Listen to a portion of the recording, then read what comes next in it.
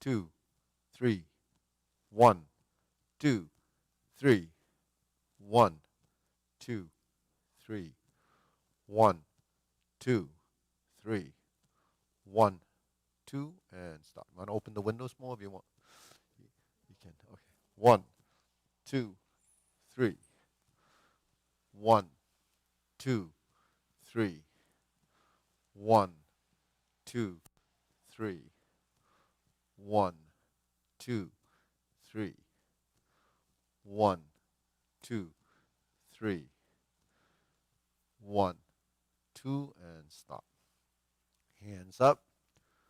Reach down. 1, 2, 3. To your right, to your left, center. Inhale, exhale. Hands up. Reach down. 1, 2, 3. To your right, to your left, center. Inhale, exhale. Okay, one more time. Hands up. Reach down. 1, 2, 3. To your right, to your left, center. Inhale, exhale. Hands on your waist. Circular movements. 1, 2, 3, 4, 5, 6, 7, 8, 9, 10. 1, 2. Reverse. 1, 2, 3, 4, 5, 6, 7, 8, 9, 10. 1, 2. Center cross. Knees. Circular movements. 1, 2, 3, 4, 5, 6, 7, 8, 9, 10. 1, 2. Reverse. 1, 2, 3, 4, 5, 6, 7, 8, 9, 10. 1, 2. Center. Neck exercise turning. 1, 2, 3, 4, 5, 6, 7, 8, 9, 10. 1, 2. Back and forth. 1, 2, 3, 4, 5, 6, 7, 8, 9, 10. 1, 2. Tilt to the side. 1, 2, 3, 4, 5, 6, 7, 8, 9, 10. 1, 2. Center. Rotating down. 1, 2, 3. Reverse. 1, 2, 3. Center. Inhale. Exhale. Inhale. Exhale. Inhale. Exhale. Okay, spread your feet. Turn shoulders. 1, 2, 3, 4, 5, 6, 7, 8, 9, 10. 1, 2, 3, 4, 5, 6, 7, 8, 9, 10. 1, 2, 3, and stop. Turn, stretch it out.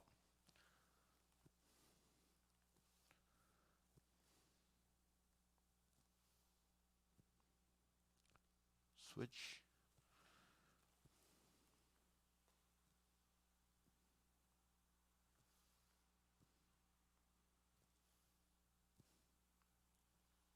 Switch.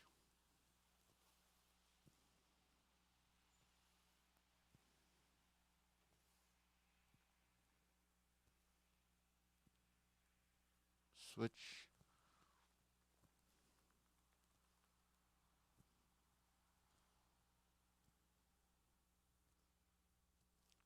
Switch, straighten the front knee.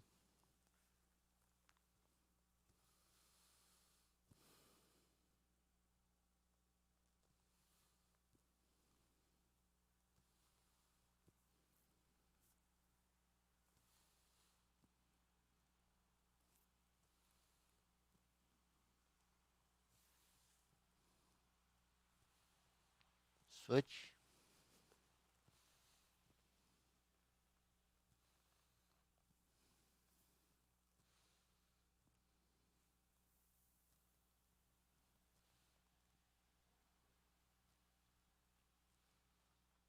Switch.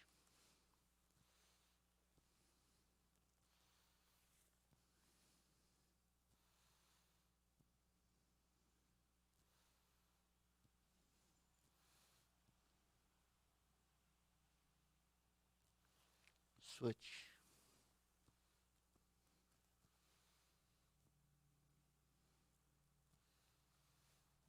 Center.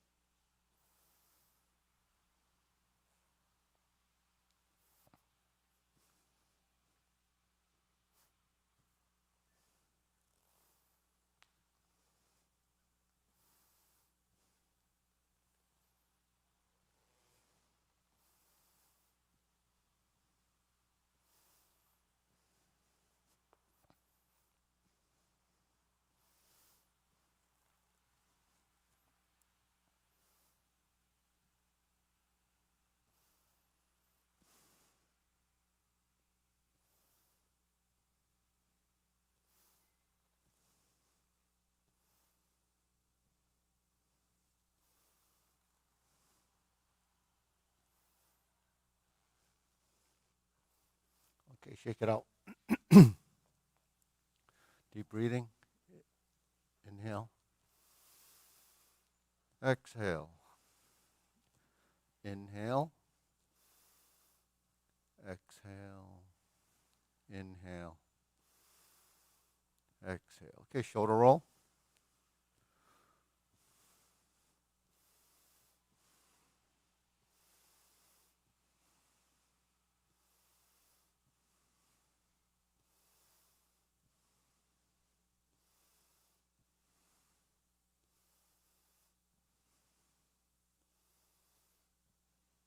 Reverse.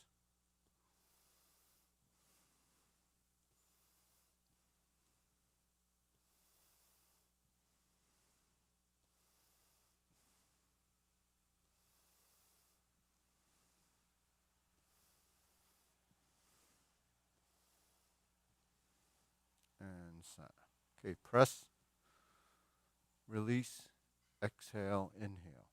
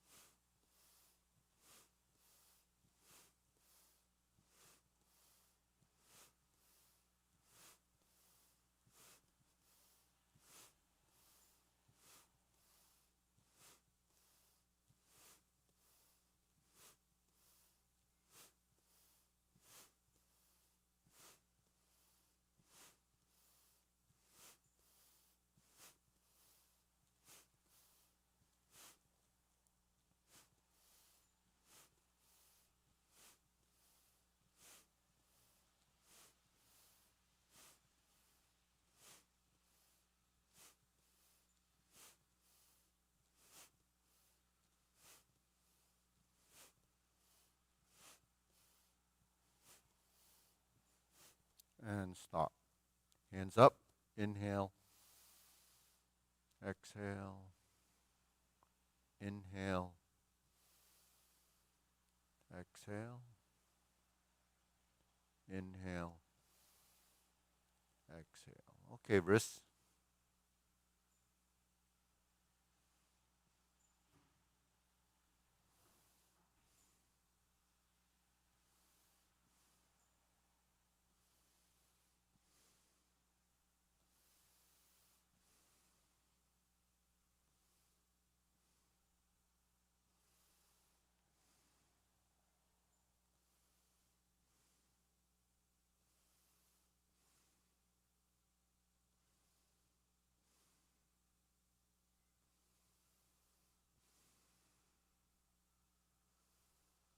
Reverse.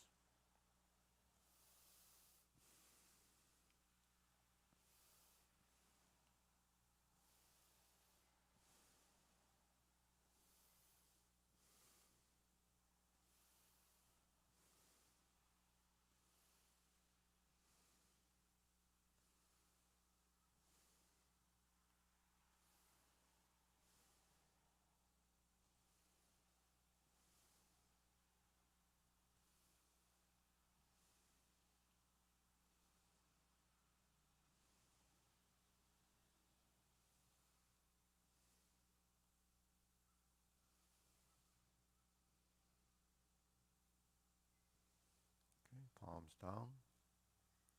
Bigger circle. 1, 2, 3. 1, 2, 3. 1, 2, 3. 1, 2, 3.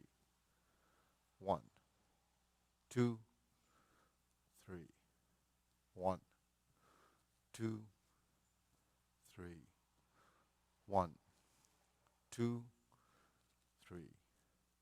1, 2, and stop. Okay. Switch from side to side, hands and hips.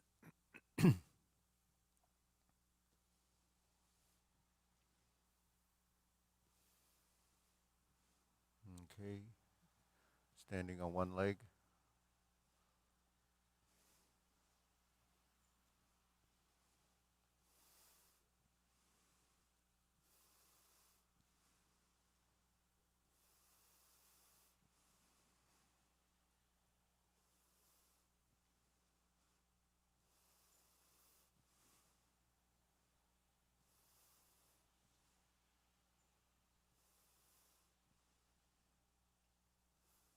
Okay, now we're going to go up and down. This is insert needle.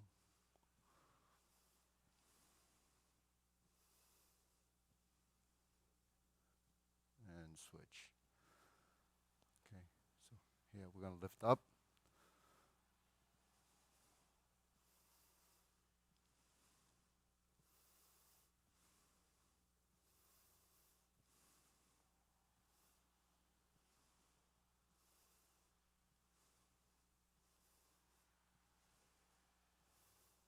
And center. Okay, shake it out. Leg swing.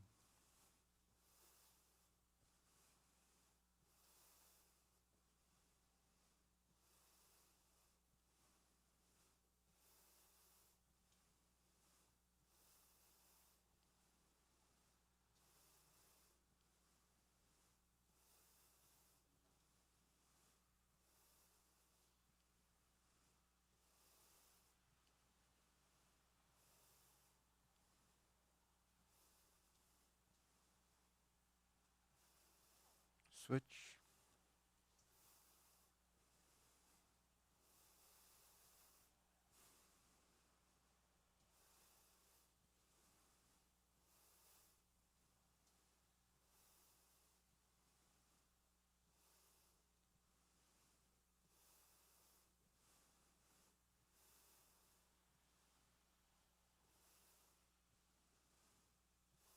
Okay, side to side.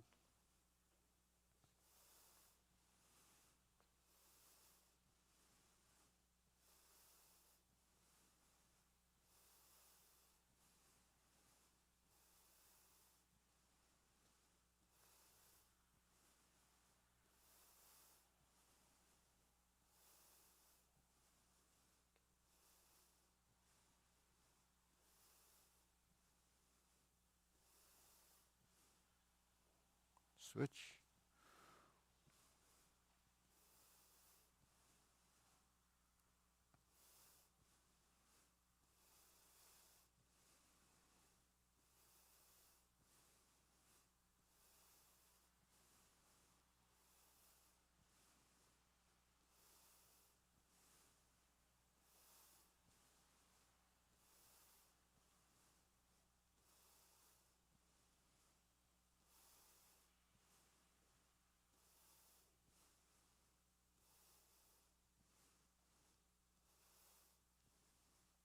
Okay, shake it out.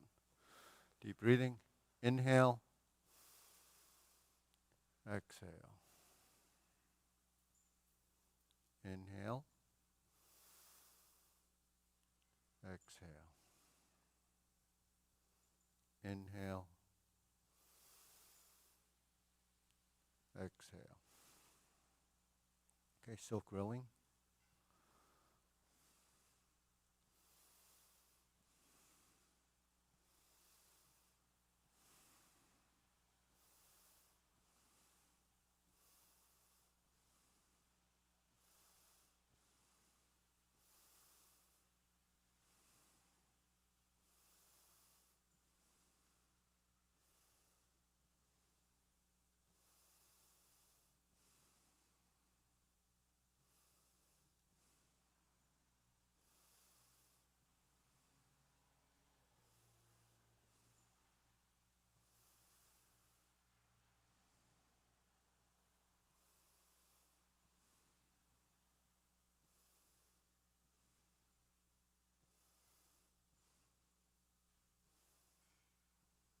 Switch.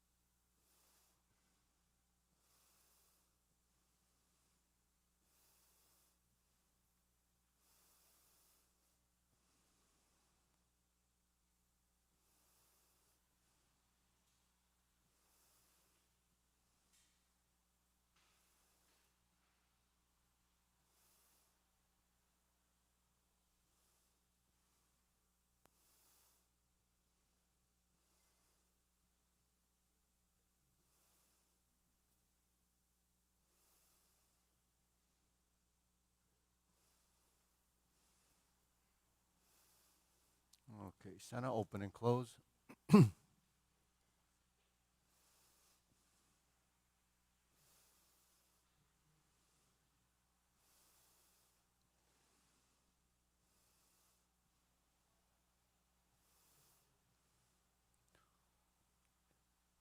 Maybe it's locked.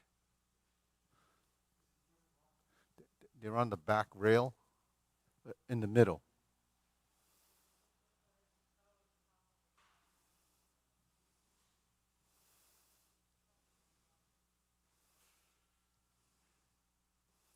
There's two locks, I think.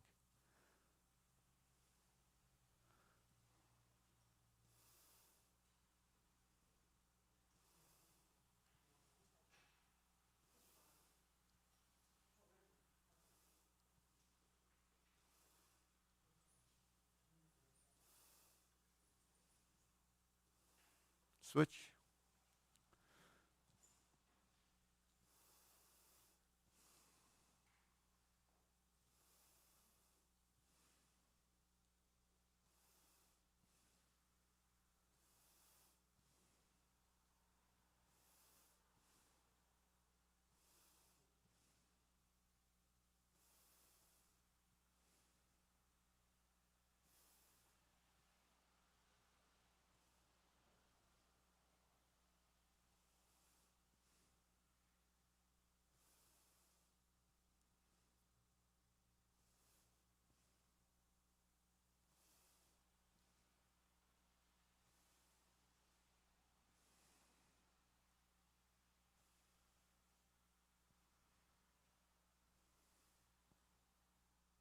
And center. Preparation, circular movement.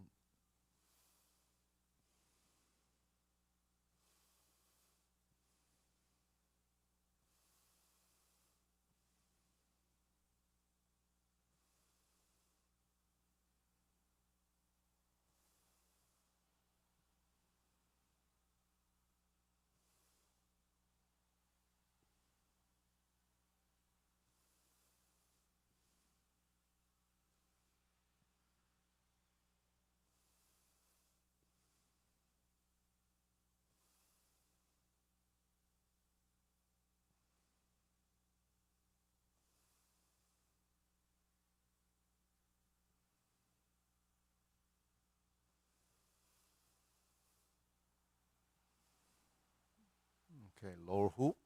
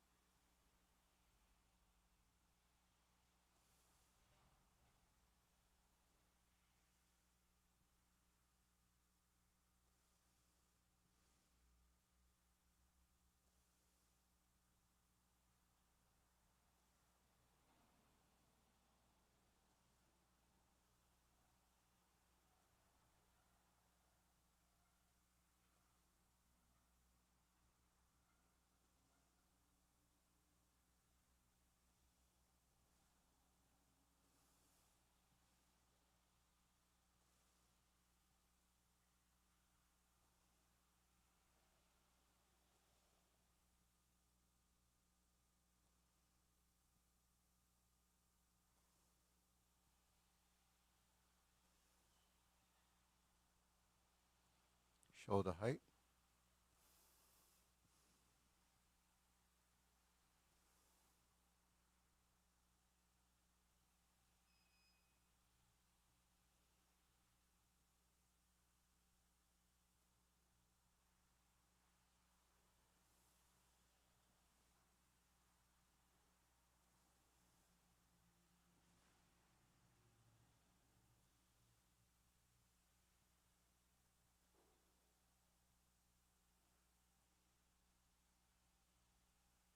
Elbows down.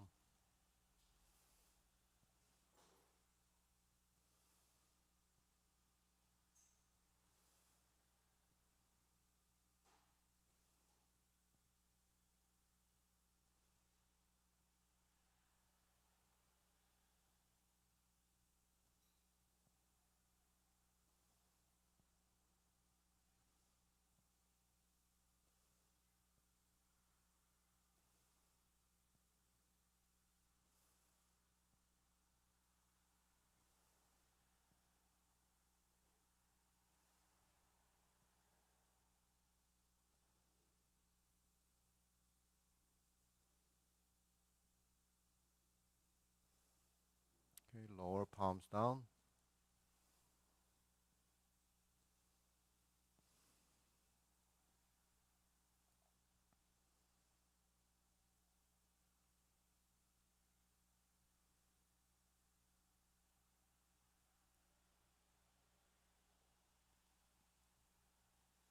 Extend.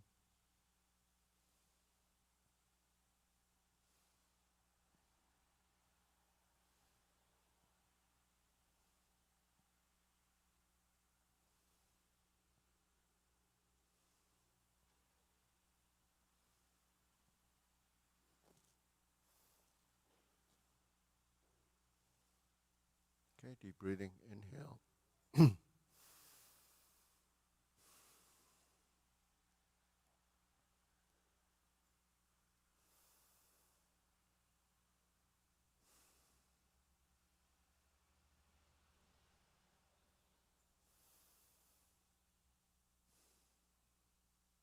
Okay, diagonal flying.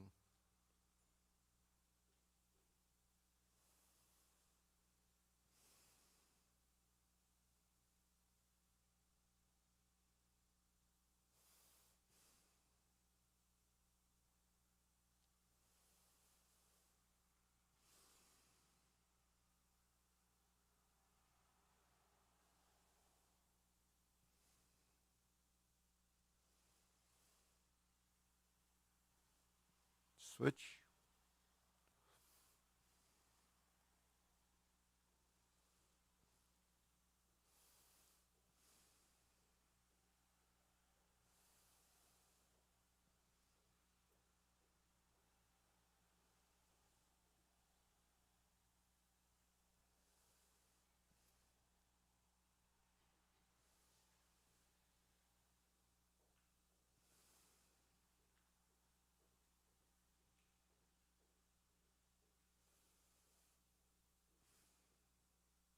Okay, Sana. Cloud hands.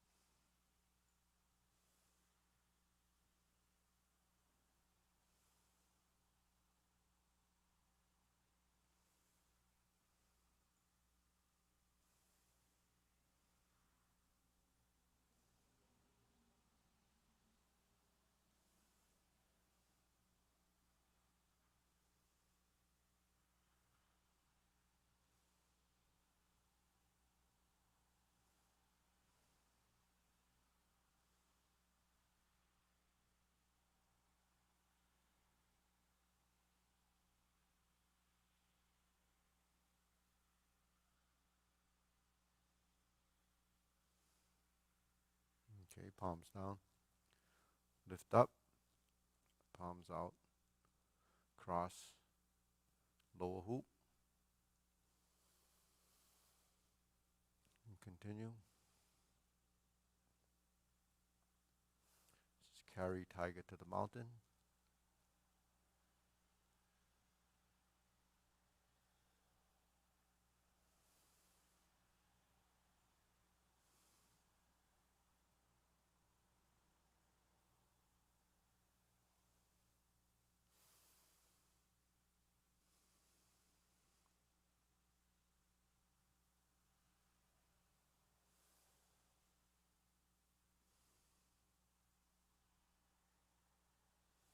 Okay, infinity sign.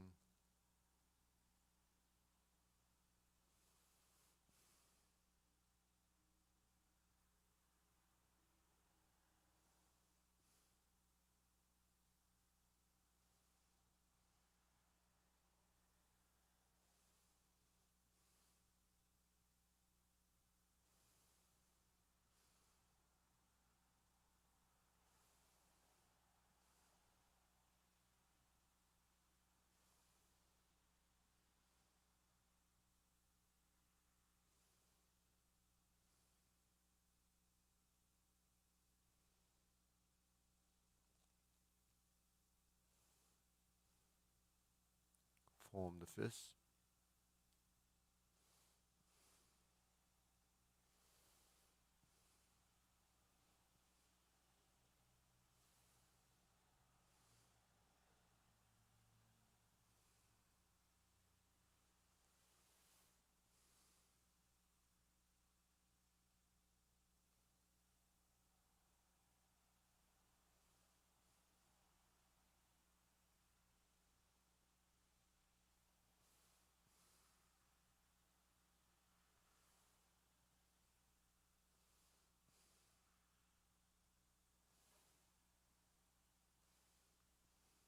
Okay, palms together, strum the lute.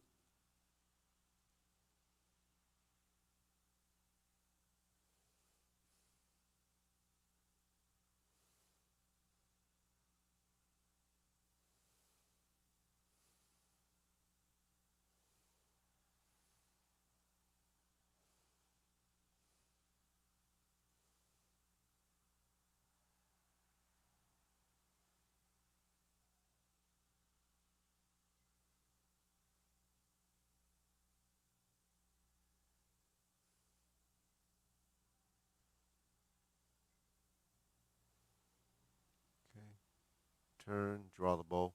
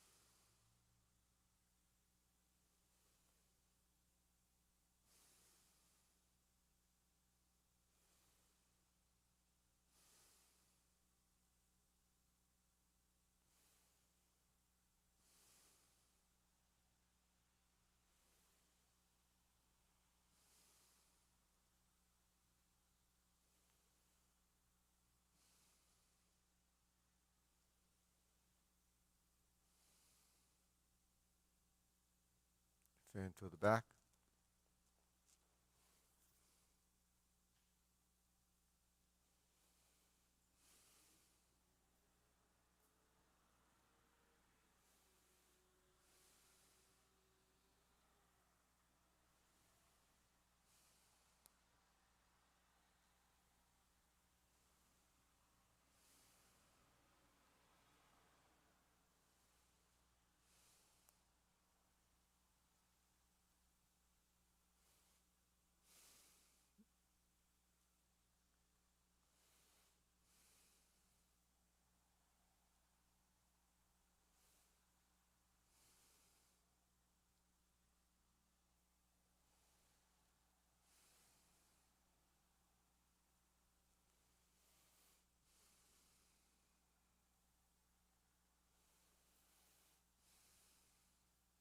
Okay, raise the hand.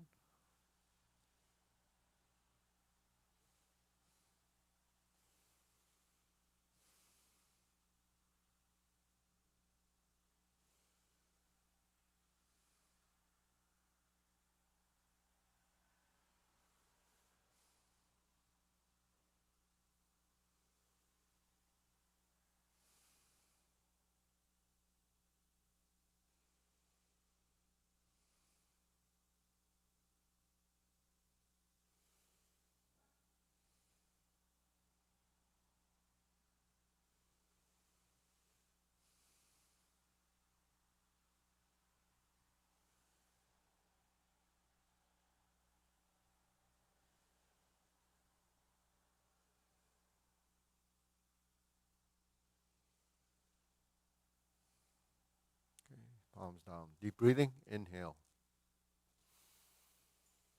Exhale. Inhale. Exhale. Inhale. Exhale. Okay, we'll go through the short form first. So just follow along. Yep. Okay, ready? Eye staring ahead straight ahead preparation.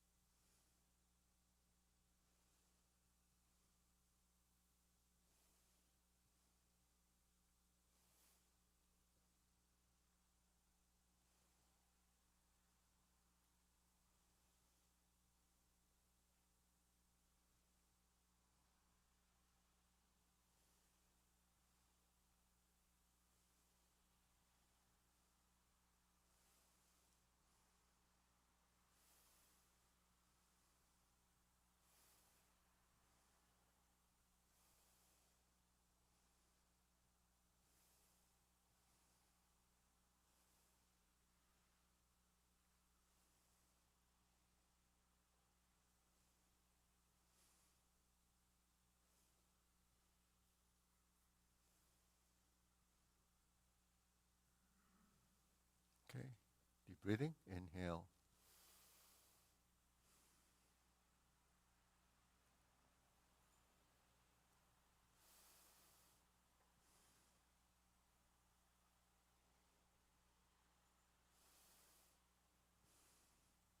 Okay, so we'll go through the long form, and then we'll work later after the form, some supplementary or answer some questions. Um, so let's go through the form first. All right, ready? Preparation, feet shoulder width, long form.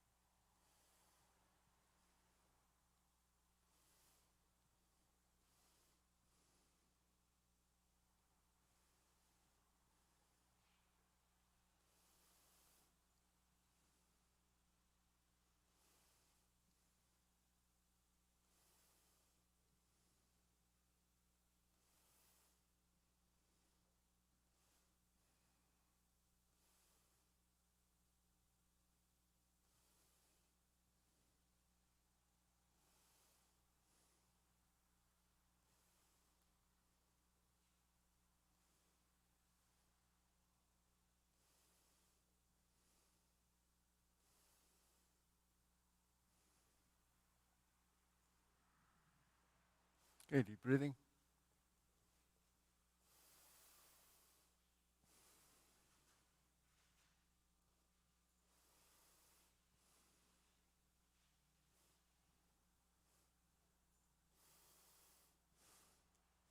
So we always open up to some questions and maybe work on some supplementary exercises or drills, or even just taking some of the principles in Tai Chi and trying to understand, what it actually means, because everything is interpreted, everything is based on a level of understanding. So not all of you would be thinking a lot about this because you're a practitioner and you go through the motions per se, but then it's up to actually the instructors and the teachers that actually spend a lot of time sort of analyzing and trying to figure this out, so that when you're transferring the information from teacher to student, it's really important to get across ways of practicing and ways of training, right? So one of the things that we have in Tai Chi is the whole body should be, they call it Tun Sen Fang Song, right? So what does that really mean? Releasing tension. It really means releasing the tension in the joints. So, even, when they do acupuncture or manipulation of the joints, they actually work those areas because that's what they call gateways, heme or no, or or acupuncture points are these gateways. So, the joints have a lot of tension, and it's created by muscular tension because the musculature moves the joints. So we have to learn to release the tension in order to learn movement. And when we learn movement, the first thing you have to do is understand how to move. So most of us see the hands, we don't see the torso, we don't see the legs, we don't see how the movement is actually created. So it's up to the practitioner to sort of work with what you're learning and try to figure it out. So I like to work with geometry of position. And the geometry of position, as we do every session that I bring up as basics, is the triangle with center line, the circle, and the square. So that's basically the geometry of position. And then direction is forward, backward, right, left. And then center is the equilibrium, the balance point. And along with that, you have really an up and down line because there is up and down. So that it really brings you into axes, X, Y, Z axis. So maybe for 2021, we should focus on movement should have at least two axes to create movements that are not flat. Right? You have to have at least two dimension. Multidimensional becomes part of the integration of body where each component of your body. So we look at major joints as I call them the primary movers, is your wrist, your elbow, and your shoulder. You have that on both sides. Your legs have the ankles, the knees, and the hips. So those 12 joints actually have to work together as a relationship to develop coordination and synchronization. So that's something that the average person doesn't have, mainly because most people are pretty isolated. So one of the big things that we should avoid is isolated movement, because isolated movement doesn't build integration of body and doesn't build, a high level motor skill. And, like I say, generally is that the most important thing with movement, especially for health, is circulation. Without movement, there's no circulation. So movement is essential to life. You have to have the ability to move. And complete circulation is when you move your whole body. If you don't move certain parts of your body, those areas will get stagnant. So the whole purpose of improving circulation is to bring oxygen and nutrients to your cells. There's, and it's the only way that that can happen. If you can't do it on a physical level, if you're in a hospital bed, then they do it, you know, with a machine, or they use some kind of intravenous way of feeding your body these nutrients. So we can do it, as an exercise by just moving our joints. So, the other thing that we have to remember is, bending and folding are two different things. Folding is a releasing, bending becomes an active movement. So in Tai Chi, you should have both active and passive movement. Otherwise, it becomes one-sided. So if you use a principle of yin and yang, then if all you're doing is physical active movement, then there's going to be an imbalance in your body motion. So, it happens in every posture. So if we just took any posture in the form, there's 37 postures, and we try to figure out, how to create a two-dimensional movement so that it avoids the flatness.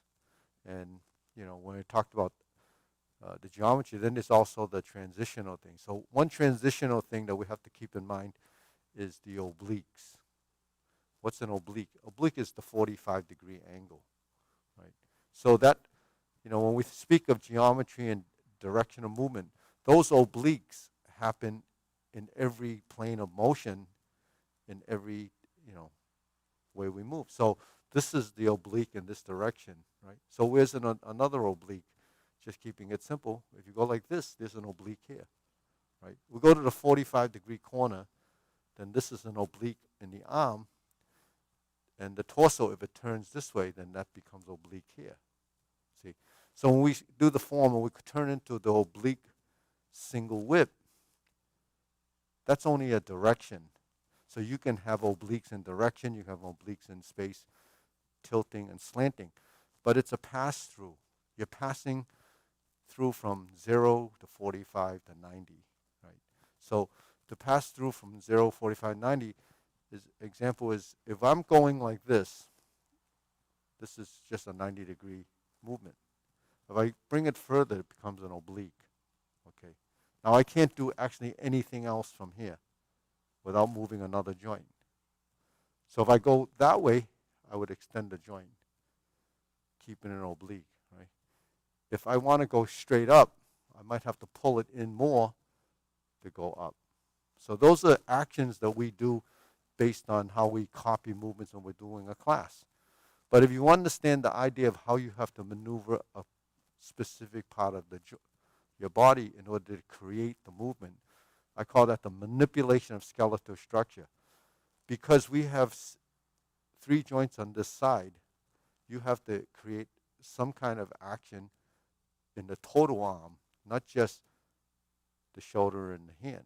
So when we fold the elbow, we actually sink the elbow. So we hear the term sink, right? So sinking the elbow is actually relaxing the joint and letting it drop. Okay, so that's the first line of folding. You fold, right? When your hands are like this, you fold. So that creates action. When you fold the elbow, it creates a movement in this direction. So this joint coming back this way is not because you pulled it back. It's because you drop your elbow. So that's the first thing that you should learn from the very opening floor. So when we do this exercise, what are we doing? We're learning to sink the elbow, relax the shoulder, and create a uniform circle that's relative to you. So what does relative to you mean? It means you're using your own body as a reference.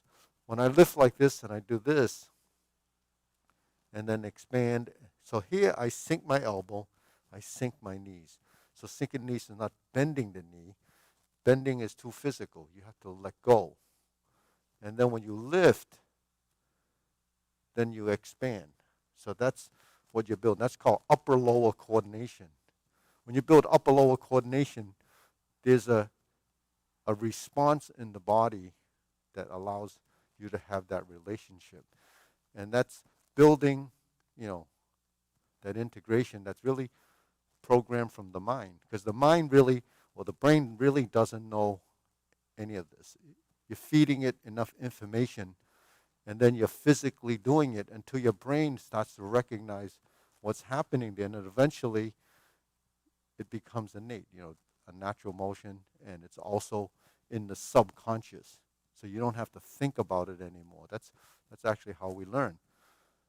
So when we have this concept in sinking and relaxing the shoulder, once you get it in one place, then that idea starts to transfer into many of the other things that you're doing.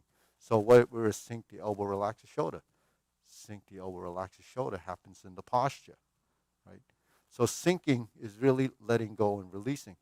But once you go into a position here and sink, then your elbows and your knees start to build that relationship. Now, right, left, forward, back, and center. In here, we have the hand and the hand. That's going right and left, or left and right. And actually, no matter what movement you're doing, there's some right and there's some left. There's not just right or just left. So if you didn't pick up on that, if I move this way and then I move this way, then my hand moves left and right. When this hand went to the left, it came back to the right. You see, so you're moving left and right. That's what that means when they speak of the left-right direction. Up and down is when you sink your elbow and sink your knee. If you go to the horizontal elbow, which is press, right, pung, when the hand goes to this position, which is your end position, it has to transition through the 45, the oblique hand position, the oblique body position, and then square. Now, when you go like this, you fold. When you go like this and it starts to transition from the oblique position to the horizontal, you release the shoulder and this goes up. When this goes up and your rear leg extends, you have the relationship between the forward and back leg. So what that is the straightening of the knees, folding of the knee, ankles fold, and you create that relationship. So there's always folding and yielding in the movement. It doesn't become this. That becomes physical. This becomes yielding as a relation. When this straightens, that goes forward. Along with that going forward, your vertical spine has to be here so that your spine is always looking for a position of vertical plumb. So the key one is the back one, when you sit back. When I turn like this, not only do I turn to find the vertical horizontal, but I find the tailbone to the heel of the supporting foot. So those are not only geometry of position, it's also body alignment. So if you can get that understanding in the body, which is actually what we're feeding it at this point, is information. You have to take that posture and you have to work through it until your body starts to recognize it. And then it starts to improve and it starts to delete what I call the excessive tension. Because if you don't go through it often enough, it's still very physical. When you do it often enough, then the brain actually detects and delete and controls how much strength it needs to perform that movement. That's called proprioception. So our body actually does all of this stuff from here. The rest of the action is really just your body accommodating what the brain is telling it, and then there's a feedback as how much strength you're supposed to be using. So that's really kind of the mechanics behind what we do.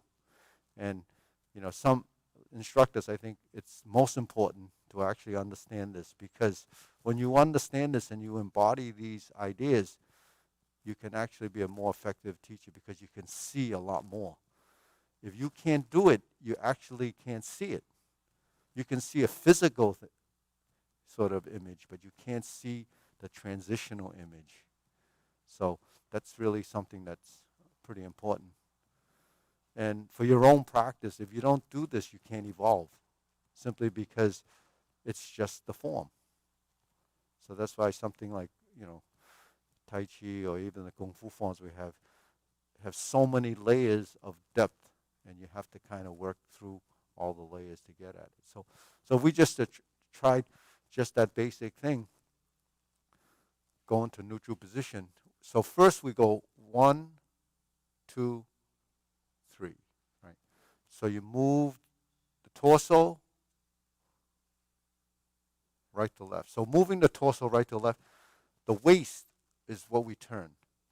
Now the waist is not with a belt. We talked about this before. It's from the solar plexus sternum to the navel area is considered our waist. So when you turn the spine, it comes from the lower back. You turn a little bit of the hip because the hips are actually opening and closing here too. So between the hip and the sternum, those two things have to work together. Now, sometimes they work, now this is turning like this, so compatible with direction. So think of the movement going from left to right, and then think of the hand going backwards, back to left. So it's going left, right, left. So it's going left, right, left. That's the left hand. And then at the same time, when it gets to this position, we have to settle. This is where we settle. So now you can feel the tailbone going to the heel of the back foot. Now we're going to go forward. We flatten the front foot. Now we have to angle the body like this. So we turn a little bit now to the left so that we can turn back to the right. And that's where we open the hands and then turn and draw down. And this is how grasp the sparrow's tail would. So you have 1, 2, 3, 4, 5, 6, 7, 1. So by going through that series of motions, then your body will start to pick up on some of the nuances inside that specific posture.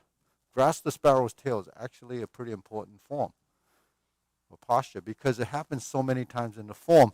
It must have a value. Why would they have 8 grasp the sparrow's tail in the form? Must be a meaning or reason for that.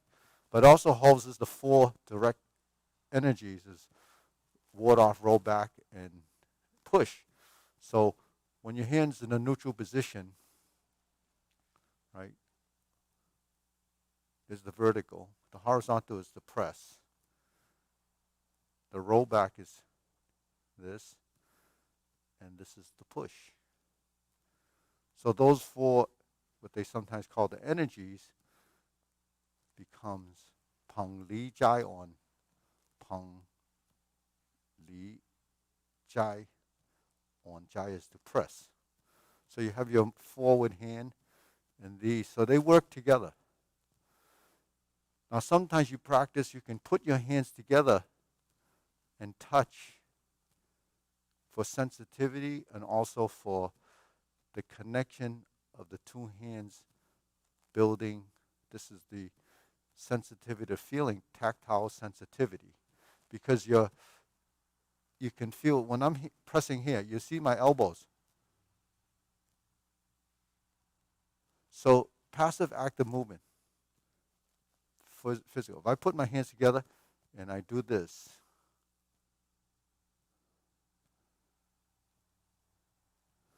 I sink my elbow, I release my shoulder. You see, that's so eventually, even if you don't touch, you're going to have that invisible connection.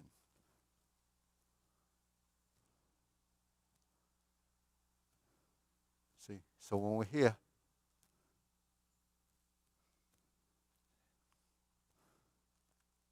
so we're like this, right? We separate the hands, we go back, and then we push.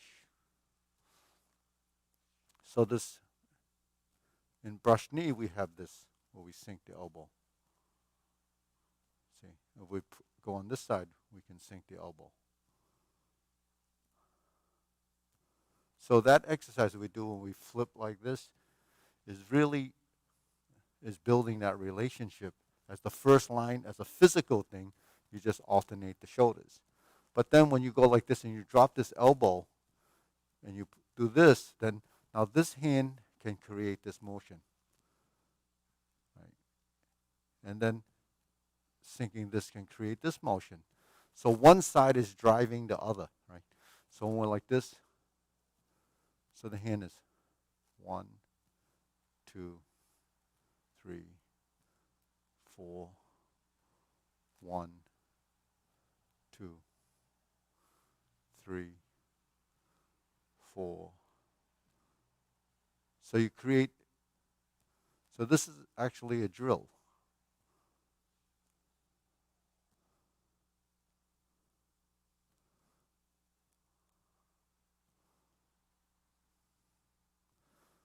So this is a drill my teacher used to uh, teach us, and it was for, he used to call it banking. But you train to practice this movement. So when you press,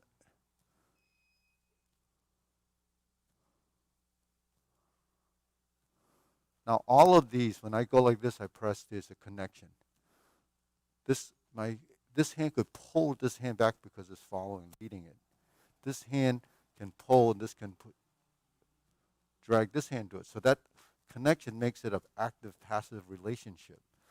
So your movements will become not just a physical thing. There's a yielding. That yielding becomes sensitivity, and it becomes part of your action. So that's really, you know, what you're developing is the feeling of that. Then once your hands are in these different positions, then you have to control and manipulate your hands to be doing what it should do as a conscious intent. And that's, so that would be grasp the spiral tail. So if you just take one posture and break it into the components of the geometry, the space, the volume of that space, the XYZ axes, and then the relationship of those 12 joints, and the relationship of passive active movement, and how it's driven by the program that you're building as an understanding. So that becomes something that we can focus on, and it doesn't stop once you get it there. You would get it in another posture, and every posture is unique.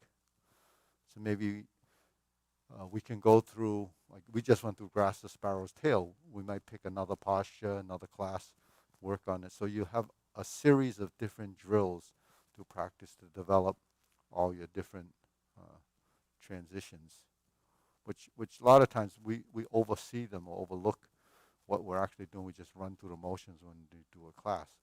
But in order to get the deeper understanding of the body mechanics, you have to go through this process.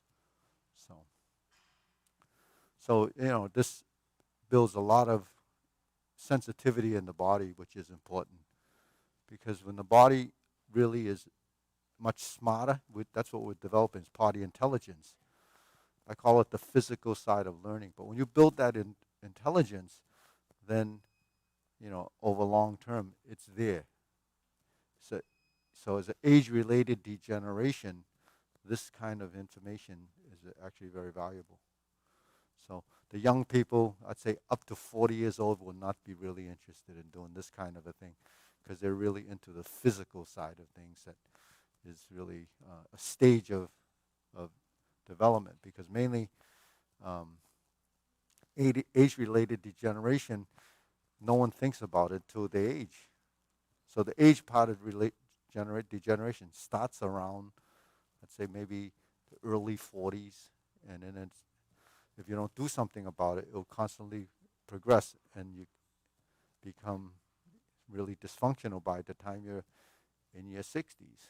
So, anyways, so let's try that grasp the sparrow's tail again, right? So we this is your V position, right? You bend your knees, you shift your weight. Here's your toe position.